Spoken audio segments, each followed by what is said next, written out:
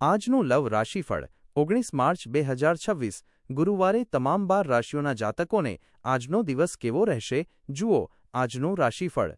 દરરોજનું લવ રાશિફળ જોવા માટે આ ચેનલને સબસ્ક્રાઇબ કરો। જો તમને આ વિડિયો ગમ્યો હોય તો તેને લાઇક કરો અને તમારા મિત્રો સાથે શેર કરો। ચાલો જાણીએ આજનું પ્રેમ રાશિફળ। 1 મેષ રાશિ એરીઝ। જો મેષ રાશિની સ્ત્રી મેષ રાશિના તેના પુરુષ સાથીનું માનશે અને તેને રાજ કરવા દેશે તો અગ્નિ તત્વ ધરાવતા આ બંને લોકો વચ્ચેનો આ સંબંધ ખૂબ જ મધુર સાબિત થઈ શકે છે। જો કે તમે બંને એકબીજાની વિશેષતાઓ અને ખામીઓને સારી રીતે સમજો છો તેથી આ સંબંધ શાંતિપૂર્ણ રીતે ચાલતો રહે છે। સમયાંતરે મેષ રાશિના પુરુષને પોતાની જાતને તાજગી આપવા માટે એકાંતની જરૂર હોય છે અને મેષ રાશિની સ્ત્રીને પણ તેનાથી કોઈ વાંધો હોતો નથી અને તે પોતે પણ એકાંતમાં શાંતિથી થોડો સમય વિતાવવાનું પસંદ કરે છે। પરંતુ જો બંને એકબીજા પર રાજ કરવાનું વિચારે તો તમારા સંબંધો લાંબા સમય સુધી ટકી રહેવાની શક્યતા ઓછી છે કારણ કે તમારા બંનેમાં ઘરના મુખિયા બનવાની ભાવના પ્રબળ હોય છે। જો કે તમે બંને લાંબા સમય સુધી એકબીજાને સાથ આપો છો પરંતુ જો તમારા છૂટાછેડા થઈ જાય તો આ સંબંધ ખૂબ જ ઉગ્ર સ્વરૂપ ધારણ કરી લે છે। શક્ય છે કે બંનેએ કાયદાની મદદ પણ લેવી પડે પરંતુ કુલ મળીને આ સંબંધ ખૂબ જ રોમાંચક હોય છે। પરંતુ આ માટે મેષ મહિલાઓએ મેષ પુરુષોના આદેશો માનવાનો પ્રયત્ન કરવો જોઈએ। 2 વૃષભ રાશિ ટોરસ।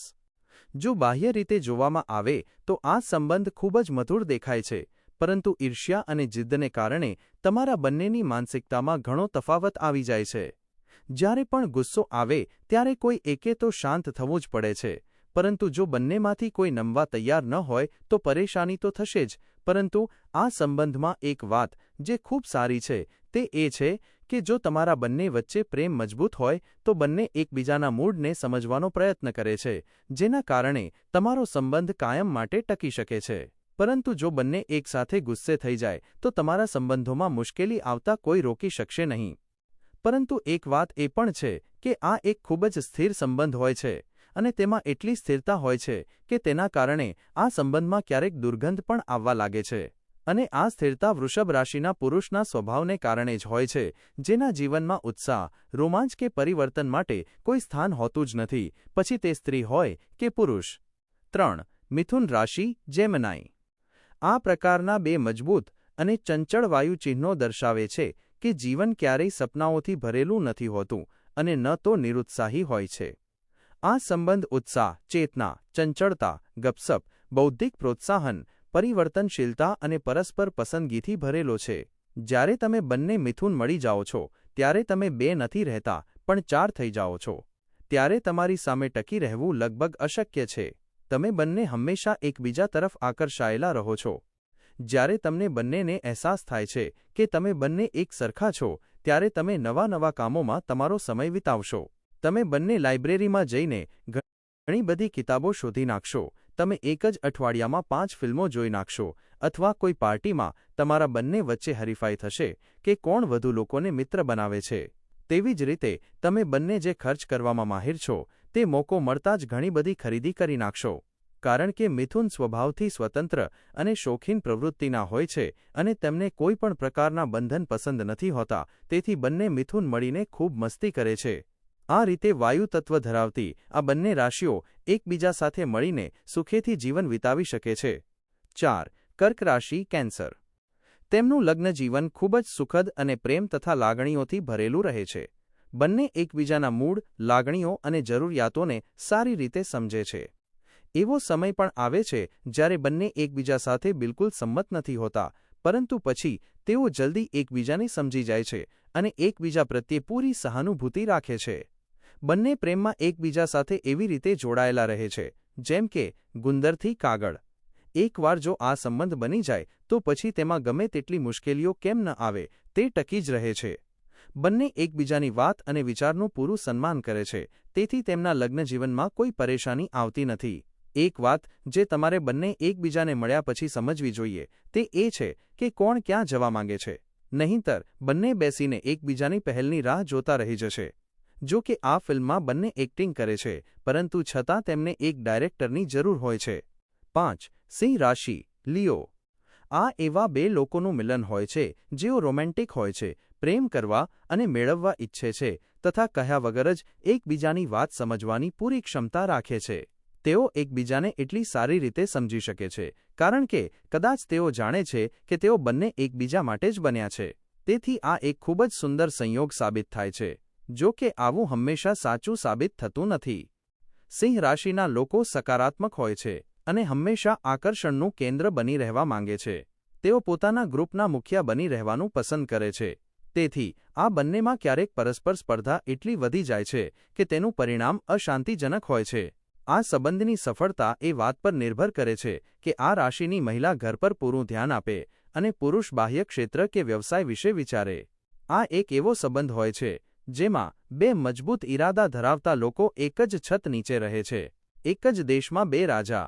અને તમે બંને એ જાણો છો કે કોઈપણ દેશ એટલો મોટો નથી હોતો કે બે રાજાઓને એકસાથે રાખી શકે. પરેશાની એ છે કે તમે બંને એકબીજાને એટલો પ્રેમ કરો છો કે તમે મૂળભૂત વાતોને પણ નજરઅંદાજ કરવા તૈયાર રહો છો. 6. કન્યા રાશિ વર્ગો. આ બંને વચ્ચે તાલમેલ બેસાડવો ખૂબ જ મુશ્કેલ હોય છે. આ બંને સાથી એકબીજાની ખામીઓને એટલી સારી રીતે જાણે છે કે તેમનામાં એકબીજાને માફ કરવાની અથવા એકબીજાની ભૂલોને ભૂલી જવાની કોઈ શક્યતા જ નથી હોતી. આ બંને એકબીજાને નીચા બતાવવા માટે તૈયાર રહે છે અને તેમના દુશ્મનો આ વાતનો પૂરો લાભ ઉઠાવે છે. અને આ કામમાં બંને એકબીજાની ટીકા કરવામાં પાછી પાની નથી કરતા. આ બંનેમાંથી કોઈ પણ એકબીજાને સમજવા તૈયાર નથી હોતું. તેથી આ સંબંધની સફળતા ખૂબ જ મુશ્કેલ બની જાય છે. 7. તુલા રાશિ લિબ્રા. ભલે આ બંને વચ્ચે જન્મથી જ મતભેદ કેમ ન હોય પરંતુ તેમની જોડી સ્વર્ગમાંથી જ બનીને આવે છે.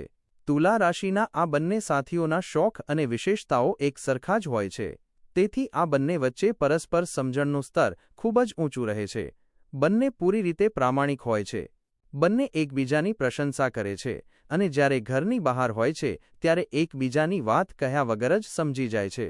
આ બંનેમાં એટલી બધી સમાનતાઓ હોય છે કે જો થોડી ઘણી ભિન્નતાઓ પણ હોય તો તે આપોઆપ જ ખતમ થઈ જાય છે. તમારા વૈવાહિક સંબંધોમાં માત્ર એક જ પરેશાની હોય છે કે તમારી વચ્ચે વણઉકેલી વાતોની એક કડી જેવી બની જાય છે કારણ કે મતભેદ હોવાની સ્થિતિમાં તમારામાંથી કોઈ પણ પહેલ કરવા તૈયાર નથી હોતું. પરસ્પર શાંતિ જાળવી રાખવાના હેતુથી તમે બંને વાત છેડવાનું પસંદ નથી કરતા. પરંતુ જો લાગે કે આ કારણે તમારી વચ્ચે સંબંધો બગડી રહ્યા છે તો તમારામાંથી કોઈ એકે તો પહેલ કરવી જ જોઈએ. 8. વૃશ્ચિક રાશિ સ્કોર્પિયો. જો ક્યારે આ સંબંધ બને છે તો તે ખૂબ જ ગૂંચવણોથી ભરેલો રહે છે. જો તમે બંને લોકો પોતાની આદતો ઓળખી શકો તો જ તમે બંને એકબીજા પ્રત્યે ઊંડી સહાનુભૂતિ રાખી શકો છો. બંનેની અધિકાર જતાવવાની આદત, એકબીજાની ઈર્ષ્યા કરવાની આદત તથા પોતાની જાતને એકબીજાથી ઉપર સાબિત કરવાની આદતો પર ખૂબ ધ્યાન આપવાની જરૂર હોય છે. તમે બંને ખૂબ જ પ્રેમ કરનારા હોવ છો અને તમારા પ્રેમી પાસેથી તે બધું મેળવી લો છો જે તમે મેળવવા માંગો છો, પરંતુ બંનેમાંથી જેવું કોઈ ઈર્ષ્યાને કારણે એકબીજાની દુખતી રગ પર હાથ રાખે છે અથવા તેની કોમળ લાગણીઓને ઠેસ પહોંચાડે છે કે તરત જ તમારા સંબંધો પર કાળા વાદળો મંડરાવા લાગે છે.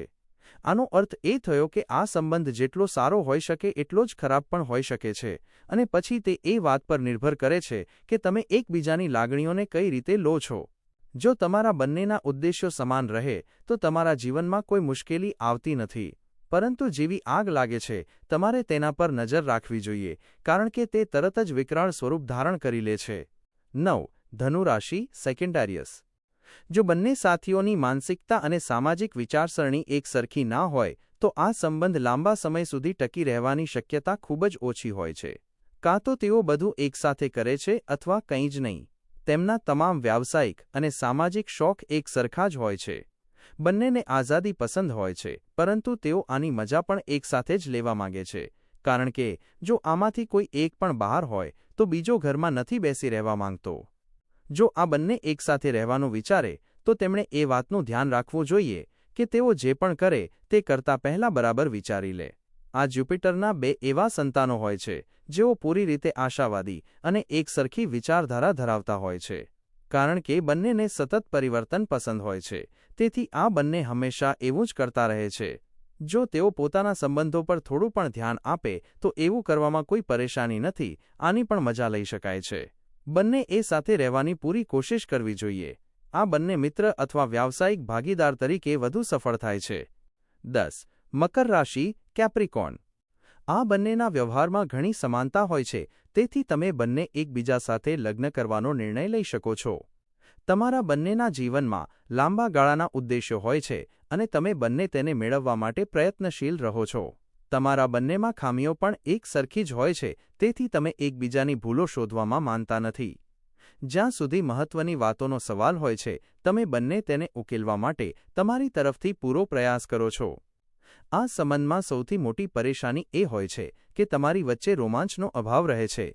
તમારા મૂલ્યો, દ્રષ્ટિકોણ અને કામ અને જીવન પ્રત્યેનો તમારો નજરિયો પણ ગંભીર અને નિરાશાવાદી જ રહે છે. તેથી લાંબા સમય સુધી તમારા જીવનમાં ઉદાસી જ છવાયેલી રહે છે. અને તેની ઉપર જીદ, જે મકર રાશિના લોકોની ઓળખ હોય છે, તે તમારા સંબંધોને વધુ ખરાબ કરી દે છે. જો તમે આ વસ્તુઓથી ઉપર ઉઠીને પરસ્પર થોડી વાતચીત કરી શકો તો જીવન ખૂબ સુખમય હોઈ શકે છે. 11 કુંભ રાશિ અક્વેરિયસ. એક કુંભને બીજા કુંભમાં એકદમ સાચો સાથી મળે છે. આ જોડી કરતાં વધુ સારો સંબંધ આખી દુનિયામાં શોધવાથી પણ નહીં મળે. તમે એકબીજાની તે વાતને પણ સારી રીતે સમજો છો જે તમારા સાથીને પરેશાન કરી શકે છે. આ લોકો તે અજીબ જગ્યાઓ અને વિષયો પર સાથે કામ કરતા જોવા મળે છે જ્યાં અન્ય લોકો કામ નથી કરતા. તમે જો બે કુંભ રાશિના લોકોને વિષમ પરિસ્થિતિઓમાં પણ એકસાથે રાખી દો તો પણ આ બંને એકબીજાને સમજી જ લેશે. પરંતુ છતાં ક્યારેક તેમનામાં પણ મનભેદ થઈ જ જાય છે. પરંતુ તેમના સંબંધો તૂટવાની કોઈ આશા હોતી નથી. 12 મીન રાશિ પાઇસીસ. એક સરખા વિચારો હોવાને કારણે બંને મીન એકબીજા સાથે ખૂબ જ સારી રીતે રહી શકે છે. ઓછામાં ઓછું આ બંને એકબીજા પ્રત્યે પૂરી રીતે સહાનુભૂતિ તો રાખે છે અને એકબીજાને સારી રીતે સમજે છે. બંનેની રુચિઓ એક જેવી જ હોય છે તથા બંને ઘર પ્રત્યે ખૂબ લગાવ રાખે છે. તમારા બંનેમાં માત્ર એક જ પરેશાની હોય છે કે તમે બંને વાસ્તવિકતાથી બિલકુલ પરે હોવ છો. પરંતુ છતાં તમે બંને એકબીજા સાથે જોડાયેલા રહો છો. તમે બંને એકબીજાની પૂરી જવાબદારી લો છો. કુલ મળીને આ એક સુંદર સંબંધ હોય છે. તમારા બંનેના સપના, વિચાર, લાગણીઓ અને વિચારો ઘણું ખરું એક સમાન હોય છે, પરંતુ આ વાતથી કોઈને કોઈ ખાસ ફરક પડતો નથી. પરંતુ બિલકુલ એક સરખા હોવું પણ ક્યારેક ગૂંચવણને જન્મ આપે છે. કદાચ તમારે તમારી ગૂંચવણને દૂર કરવા માટે કોઈ સલાહકારની મદદ લેવી જોઈએ.